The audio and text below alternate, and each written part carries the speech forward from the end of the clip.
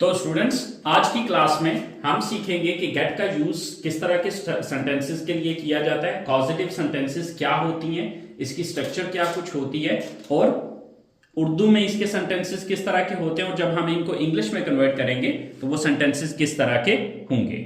तो चले आए स्टार्ट करते हैं। अस्सलाम वालेकुम, welcome to Knowledge for Students. Students, today we are starting class number 75 and in today's class we are going to learn about the use of get for causative sentences. Okay? So, सबसे पहला सवाल आप लोगों का ये होगा कि sir causative sentences क्या होते हैं? Causative sentences का मतलब ये है कि वो sentences जिसमें किसी दूसरे से कोई काम करवाते, यानी कि वजह बनते हैं किसी दूसरे से कोई काम करवाने का। अच्छा, अब आप लोगों के अगर आप लोगों ने क्लास नंबर 73 और 74 अटेंड की है तो उसके अंदर भी हमने कॉजेटिव सेंटेंसेस के लिए यूज पढ़ा था, बट वहां पे हम गेट की जगह पे मेक का यूज कर रहे थे।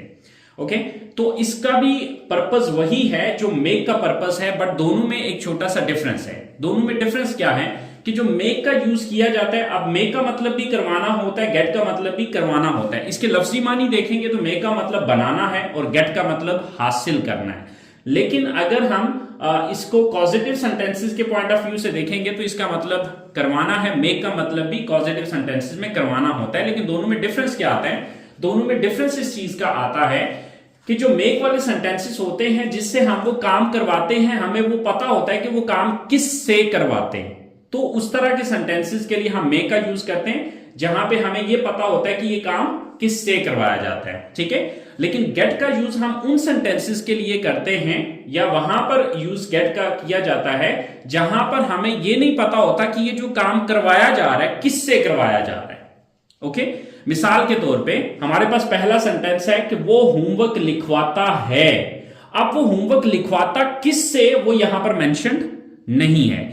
अगर यहां पर ये चीज मेंशन होती कि वो मुझसे होमवर्क लिखवाता है, तो अब वो लिखवाता किससे? मुझसे लिखवाता है। तो अब ऐसी सिचुएशन में हम गेट का यूज नहीं करते बल्कि इसकी जगह पे मेक का यूज किया जाता। ठीक है, लेकिन वो होमवर्क लिखवाता है। अब इस सेंटेंस से ये कंफर्म नहीं हो रहा कि ये काम करवाता किससे, मुझसे करवाता है, आपसे करवाता है, किसी थर्ड पर्सन से करवाता है, ऐसा कुछ भी यहां पर मेंशन नहीं है। तो यानी कि वो सेंटेंसेस जिसके अंदर ये कंफर्म नहीं है कि जिससे काम करवाया जा रहा है करवाते किससे।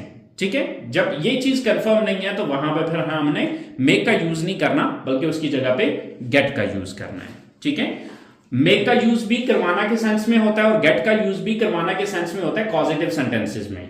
लेकिन दोनों में फर्क जहन में रखना है कि मेक उन सेंटेंसेस में हम यूज करेंगे जहां पर हमें यह पता होता है कि हम काम करवाते किससे हैं, और गेट का यूज हम वहां पे करेंगे जहां पे हमें यह नहीं पता कि ये जो काम करवाया जा रहा है किससे करवाया जा रहा है। ठीक है, या किससे करवाया जाता है। तो इस तरह के सेंटेंसेस के लिए हम गेट का यूज करेंगे। राइट, तो स्टूडेंट्स, गेट की पॉजिटिव सेंटेंसेस के लिए स्ट्रक्चर ये है।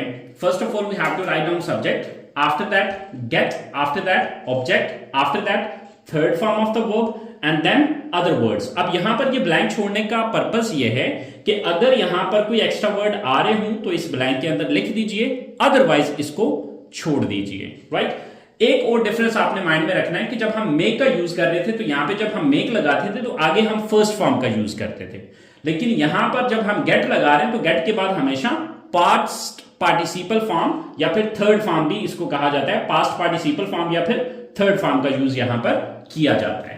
राइट, तो अब जैसे कि हमारे पास जो पहला सेंटेंस है, सो फर्स्ट सेंटेंस है कि वो होमवर्क लिखवाता है। ये काम कौन करवाता है? वो। After that gate.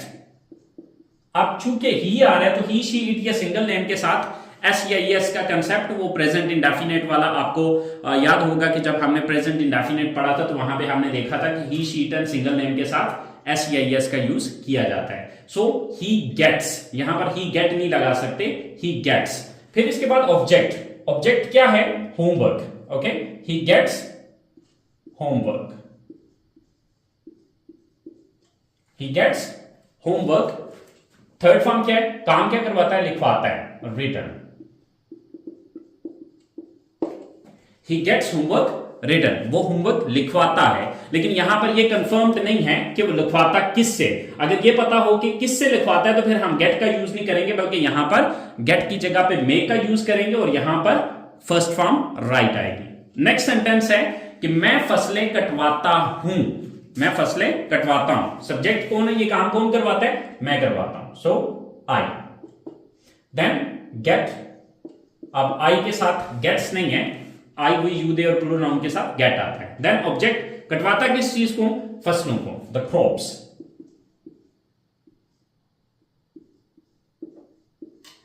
I get the crops, क्या करवाता हूं, कटवाता हूं। अब कटवाना की इंग्लिश होती है हार्वेस्ट, तो थर्ड फॉर्म होगी harvested. So I get the crops harvested, right? Then third statement है, अच्छा अगर यही सेंटेंस यूं होता कि मैं उनसे फसलें कटवाता हूं, तो फिर यहां पर हम गेट का यूज नहीं करते, बल्कि यहां पर मेक का यूज किया जाता और यहां पर हार्वेस्टेड नहीं होता बल्कि हार्वेस्ट होता। देन वो आपका वक्त जाया करवाता है, कौन करवाता है, सब्जेक्ट कौन है, वो, he. Then gets, then object क्या, जाया क्या चीज करवाता है, वक्त, आपका वक्त, your time. He gets your time, क्या करवाता है, जाया करवाता है, wasted. He gets your time wasted, वो आपका वक्त जाया करवाता है। अगर ये सेंटेंस होता है कि वो आपका उससे वक्त जाया करवाता है, ठीक है, तो जिससे वक्त जाया करवाता है अगर उसका पता होता तो यहां पर गेट की जगह मेक आता और यहां पर वेस्टेड की जगह वेस्ट आ जाता। नेक्स्ट, वो बच्चों को सुलाते हैं, वो बच्चों को सुलाते हैं, तो ये काम कौन करता है, दे, क्योंकि वो ज्यादा है, ठीक है। Then they get, subject, after that get, after that object, सुलाते किनको है, बच्चों को, the children. They get the children, करते क्या है, सुलाते, सुलाना, सोना की इंग्लिश क्या है, sleep, so third form slept। They get the children slept, वो बच्चों को सुलाते हैं। नेक्स्ट सेंटेंस है, लास्ट सेंटेंस है, हम नोट्स तैयार करवाते हैं, ये काम कौन करवाता है, हम, we।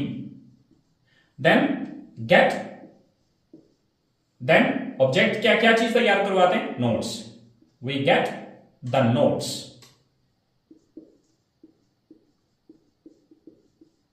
क्या करवाते हैं, तैयार करवाते हैं, तैयार करवाना की इंग्लिश क्या है, prepared. So we get the notes prepared, हम नोट्स तैयार करवाते हैं। तो स्टूडेंट्स, अब इन सेंटेंसेस के अंदर गेट का यूज हमने इस वजह से किया है बिकॉज हमें ये नहीं पता कि ये जो काम करवाते हैं, मैं करवाता हूं, आप करवाते हैं, या हम करवाते हैं, या कोई भी करवाता है, तो ये करवाते किससे, ये चीज यहां पर मेंशन नहीं है। इस वजह से हमने यहां पर गेट का यूज किया है और गेट के बाद हमेशा जो वर्ब आएगा वो थर्ड फॉर्म में आएगा, ठीक है। अगर हमें यह पता होता कि ये काम हम किससे करवाते हैं तो यहां पर फिर हम गेट का यूज नहीं करते, बल्कि गेट की जगह पे हम यहां पर मेक का यूज कर रहे होते और मेक के बाद हम यहां पर फर्स्ट फॉर्म का यूज करते, थर्ड फॉर्म का यूज नहीं किया जाता।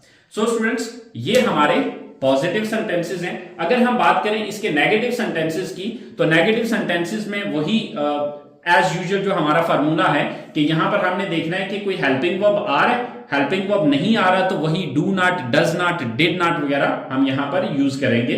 अब चूंकि ये जो मैंने 5 सेंटेंसेस बनाए ये पांचों के पांचों प्रेजेंट के हैं, तो यहां पर डू नॉट और डज नॉट का कंसेप्ट अप्लाई होगा। तो चलें हम इनके नेगेटिव बना के यहां पर देख लेते हैं। तो जैसे कि हमारे पास हम देख सकते हैं कि यहां पर हमारे पास गेट्स आ रहा है, तो आपको पता है कि he, she, it and single name के साथ डू नॉट। अब जब आने वाला पहला वर्ब ये है तो डू के साथ ईएस लगा के इसको डज बनाएंगे और ये एस खत्म कर देंगे, तो ये सेंटेंस क्या बन जाएगा, he does not get homework written, वो होमवर्क नहीं लिखवाता है, राइट। फिर इसी तरह से आई है तो आई के साथ डू नॉट आएगा, आई do not get the crops harvested. फिर यहां पर ही है तो ही के साथ does not, he does not get, तो यहां पर ये जो एस है ये फिनिश अप हो जाएगा, ठीक है। He does not get your time wasted, वो आपका वक्त जाया नहीं करवाता है, वो बच्चों को नहीं सुलाते हैं। They do not get the children slept. और लास्ट सेंटेंस है हम नोट्स तैयार नहीं करवाते हैं, we do not get the notes prepared. तो चलें स्टूडेंट्स, ये हमने उन्हीं सेंटेंसेस को नेगेटिव में कन्वर्ट किया। तो चलें अब हम जरा कुछ अलग से सेंटेंसेस बना के इसके नेगेटिव देख लेते हैं।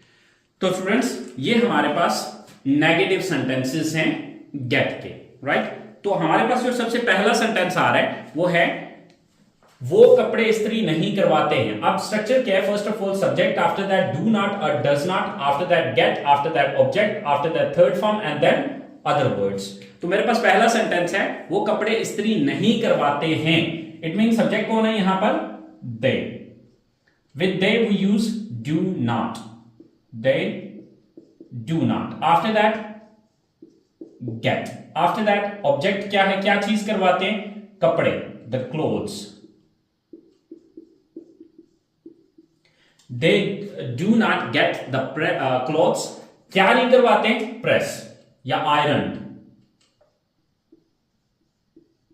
प्रेस लगाना या iron. They do not get the clothes pressed या they do not get the clothes iron, right. Next sentence है हमारे पास हम दीवारें पेंट नहीं करवाते हैं। सब्जेक्ट कौन है? We.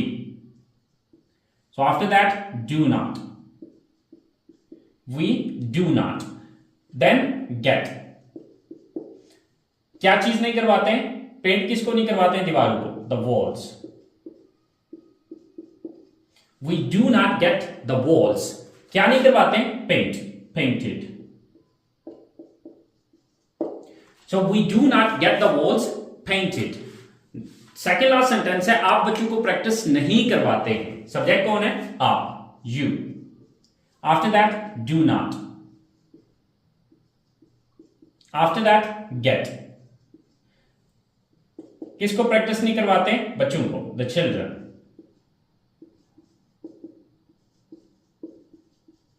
You do not get the children, क्या नहीं करवाते? Practice, so practice। You do not get the children practiced, आप बच्चों को प्रैक्टिस नहीं करवाते। द लास्ट सेंटेंस इज मैं अपनी गाड़ी नहीं मरम्मत करवाता हूं या मैं अपनी गाड़ी मरम्मत नहीं करवाता हूं। सब्जेक्ट कौन है? I. Then do not, after that get. क्या चीज ऑब्जेक्ट क्या है? My car. I do not get my car, क्या नहीं करवाते? मरम्मत नहीं करवाते, repaired. So I do not get my car repaired। So इस तरह से इसके सिंपली आपने नेगेटिव सेंटेंसेस बनाने होते हैं। अब यहां पर आपको जैसे कि पिछली क्लासेस में हम ऑलरेडी मेंशन कर चुके हैं कि जिस बंदे को नेगेटिव बनाना आता है उसके लिए इंट्रोगेटिव बनाना इशू नहीं है। क्यों इशू नहीं है? क्योंकि वहां पे हमने ये रूल डिस्कस किया था कि भाई जब आप नेगेटिव सेंटेंस बनाते हैं तो नेगेटिव सेंटेंस बनाने के दौरान जिस लफ्ज के बाद आपने नॉट का यूज किया होता है, अगर इसी लफ्ज को उठा के सब्जेक्ट से पहले ले आओगे तो ये हमारा इंट्रोगेटिव सेंटेंस बन जाएगा या सवाल बन जाएगा। लाइक अगर मैं ये सेंटेंस बनाना चाहता हूं कि क्या वो कपड़े इस्त्री करवाते हैं, so it's a I mean question, it's an interrogative sentence. तो ये हमारा एक इंट्रोगेटिव सेंटेंस है या फिर ये एक हमारा क्वेश्चन है। तो यहां पर हमने क्या करना है? नॉट से पहले कौन सा लफ्ज आ रहा है? डू आ रहा है। इस डू को उठा के मैं दे से पहले ले आऊंगा और इस नॉट को यहां से खत्म कर दूंगा, तो ये मेरा सवाल इंट्रोगेटिव या ये मेरी जो सेंटेंस है या स्टेटमेंट है ये इंट्रोगेटिव स्टेटमेंट बन जाएगी। यहां पर भी डू के बाद नॉट लगाया तो यहां पर भी डू शुरू में आएगा, यहां पर भी डू के बाद नॉट लगाया तो ये डू उठा के यहां पे आ जाएगा, यहां पर भी डू के बाद नॉट लगाया तो यहां पर डू शुरू में आ जाएगा। अगर यहां पर डज होता तो जिस जगह पे डज आता उस डज को उठा के सब्जेक्ट से पहले ले आते तो वो इंट्रोगेटिव सेंटेंसेस बन जाते। तो चलें देख लेते हैं इनके कुछ इंट्रोगेटिव सेंटेंसेस को बना के। So students, this is our interrogative sentences structure. So in interrogative sentences, first of all we have to write down do or does in present sentences, plus subject, after that get, after that object, after that third form of the verb, then other words, and at the end there is a question mark, right? So हमारे पास पहला sentence आ रहा है, क्या वो लोगों को मरवाता है। अब मरवाता किससे ये पता नहीं है। अगर ये पता होता कि क्या वो लोगों को दूसरों से मरवाता है या कुछ ऐसा होता, तो फिर हम गेट की जगह पे मेक का यूज करते। तो चले हम गेट के negative sentence sorry interrogative sentences को देख लेते हैं। सो फर्स्ट ऑफ ऑल यहां पे सब्जेक्ट कौन है, वो। अब चूंकि जो मरवाता है वो एक बंदा है, ठीक है, तो अब ही शी इट के साथ डज आता है। So first of all we are gonna use here does. तो यहां पे हम सबसे पहले डज का यूज करेंगे, डज। आफ्टर द सब्जेक्ट कौन है, he, does he, then get, then object. मरवाता किसको है, लोगों को, the people. Does he get the people, then third form of the verb, करवाता क्या है, मरवाता है। तो मरवाना की इंग्लिश क्या है, kill. So third form of that, killed. Okay, does he get the people killed, क्या वो लोगों को मरवाता है। सेकेंड सेंटेंस इज, क्या हुकूमत बड़ी इमारतों को गिरवाती है। सो अब हुकूमत जो है वो एक ही है, so here does. Then subject कौन है, हुकूमत, द गवर्नमेंट।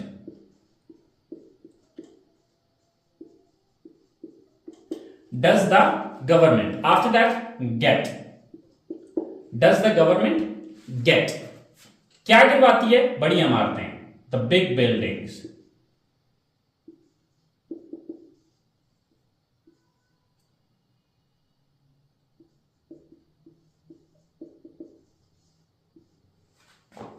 काम क्या करवाती है, थर्ड फॉर्म किसकी लगानी है, गिराना की। तो गिराना की इंग्लिश होती है demolish. So third form is demolished.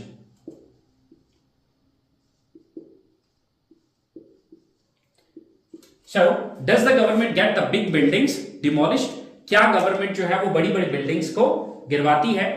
Third statement है, क्या वो पौधों को पानी दिलवाते हैं। सो दिलवाते हैं, अब दिलवाने वाले कौन है, दे, वो प्लूरल है, तो दे के साथ डू आएगा। After that subject they, do they, then get, do they get. दिलवाते किसको है, पानी, पौधों को, द प्लांट्स। देन वर्ब क्या है, काम क्या करवाते हैं, पानी दिलवाते हैं। सो पानी दिलवाने की इंग्लिश है watered. So do they get the plants watered, क्या वो पौधों को पानी दिलवाते हैं।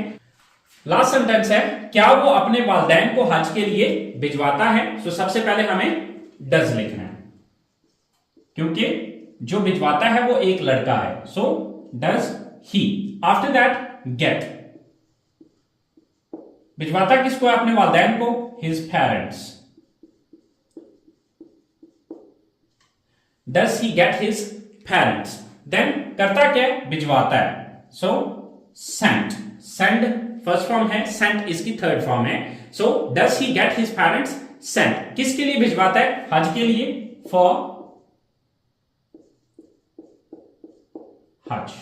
सो does he get his parents sent for hajj, तो क्या वो अपने वालिदैन को हज के लिए भिजवाता है। So students, this is the third type of sentences of get interrogative, right. तो इंट्रोगेटिव सेंटेंसेस बनाने का क्राइटेरिया सिंपली ये क्राइटेरिया। आई होप सो आप लोगों को सीखने को मिला होगा इस क्लास में। अगर फिर भी कोई चीज समझ नहीं आई है, कोई कंफ्यूजन है, तो देन आप लोग कमेंट्स बॉक्स में जा सकते हैं और वहां पे जाके कमेंट्स कर सकते हैं। इंशाल्लाह मैं आपको आपके कमेंट्स का रिप्लाई करूंगा और वहां पे आपको गाइड करूंगा कि आपके इस इशू का सोल्यूशन क्या है या इसका हल जो है वो किस तरह से हम करेंगे। सो स्टूडेंट्स, नेक्स्ट क्लास के अंदर हम जिस तरह मेक के हमने यूजेस पढ़े थे डिफरेंट टेंसेस के अंदर, इसी तरह क्लास नंबर 76 के अंदर हम गेट के यूजेस डिफरेंट टेंसेस और डिफरेंट मॉडल वर्ब्स के साथ करेंगे। तो अगली क्लास तक के लिए मुझे इजाजत दीजिए, दुआ में याद रखिएगा। अल्लाह हाफिज।